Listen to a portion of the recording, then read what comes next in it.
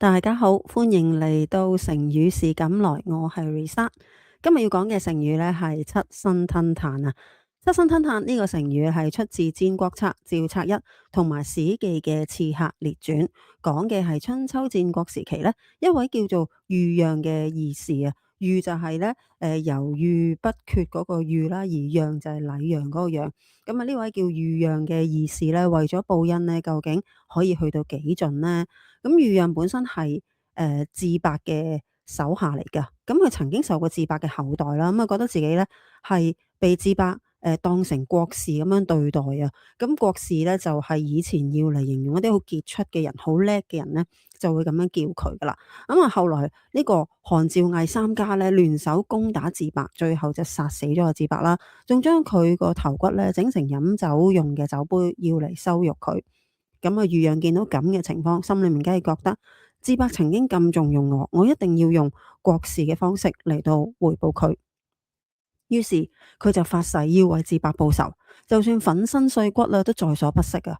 咁啊，第一次行刺嘅時候咧，豫讓就改名換姓啦，混入咗阿趙雙子嘅屋企整廁所。呢個趙雙子咧就係頭先講韓趙魏嗰三家嘅其中嘅趙家。咁啊，佢又混入咗去佢屋企整廁所啦。咁啊，諗住咧揾個機會行刺佢啦。不過佢嘅行為咧，佢嘅行動咧，俾人發現咗啦。趙雙子知道咧，佢係為咗報答呢個舊事頭啊智伯嘅恩情啊，反而好佩服佢咧呢一份義氣，咁啊，竟然冇殺到佢，放佢一馬，等佢可以冇穿冇爛咁樣離開呢個趙家啦。咁啊，但係咧，豫讓就覺得自己既然立咗誓，就一定要完成呢個復仇。咁啊，今次行動升級啦，復仇2.0，佢為咗再次行刺，就做咗件好 hardcore 嘅事啊！佢喺自己身上面油滿晒漆油，令到啲皮膚好似生晒啲好毒嘅瘡咁樣啦，爛晒啦。好似以前患咗一個叫癩病咁樣，成身一笪一笪，令到人哋完全睇唔出佢本身個樣係點樣。咁啊，仲未夠喎，佢啊仲吞埋咧一啲燒紅咗嘅炭啦，整傷自己喉嚨，搞到把聲又沙又啞，連講嘢都聽唔出佢係邊個。結果無論係個樣定把聲，都同以前判若兩人。連佢老婆喺街見到佢啊，都認唔出眼前呢個乞衣就係自己個老公。咁啊，豫讓就係用咗七生同埋吞炭呢兩種極端嘅方式，徹底改變咗自己，為嘅只係為咗再揾機會接近呢個趙雙子，完成復仇大業啊！後嚟豫讓再次潛伏喺路邊，準備伏擊啊趙雙子。最後雖然都係刺殺失敗啦，仲俾人捉到，但係佢寧願自刎啊！以死明志，用生命嚟到守住自己對智伯嘅承諾。咁喺佢自刎之前呢，趙雙子就問佢啦：你以前都服侍過范氏同埋中行氏啊？咁呢個就係戰國時期咧瓜分晉國嘅六卿嘅其中兩個，即係范氏啦、中行氏啦。咁頭先提及過嘅趙氏啦，即係趙雙子啦。咁啊，跟住仲有韓啦、魏啦，咁樣即係佢哋。即係呢幾個咁啊，而豫讓咧，佢曾經咧都服侍過另外兩家人嘅喎。咁佢就話啦，嗰陣時啊，阿智伯啊都滅咗呢兩家，咁點解你都冇為佢兩家報仇？你而家就自己條命都唔要，都要為阿智伯報仇咧？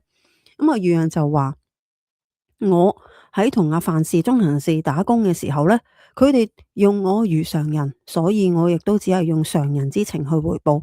但係智伯就唔同，佢以國士之禮相待我，所以我亦都以國士之死嚟到報答佢。咁啊，成件事通晒啦。對我一般待遇嘅，我就用一般回報咯；對我國士相待，我咪以死相報咯。你點對我，我點對你啦，即係咁啊。如果用而家嘅世代去理解咧，咁啊，范氏、中行氏就係好似普通嘅老細咯，出份糧俾你咁咯。同你淨係講金啊唔講心噶啦咁樣。咁啊，智伯咧就另一種啦，咁佢就令到阿豫讓覺得自己係同佢係共同進退、出生入死嘅戰友咁樣，令到佢覺得啊，我就係唯一一個明白智伯嘅人，俾咗好大嘅尊嚴，同埋俾咗個舞台佢去發揮。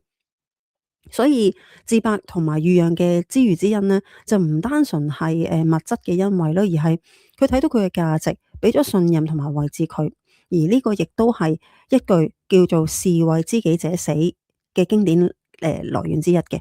一個人如果感到被理解啦、被成全啦，係會願意付出極端嘅忠誠同埋犧牲。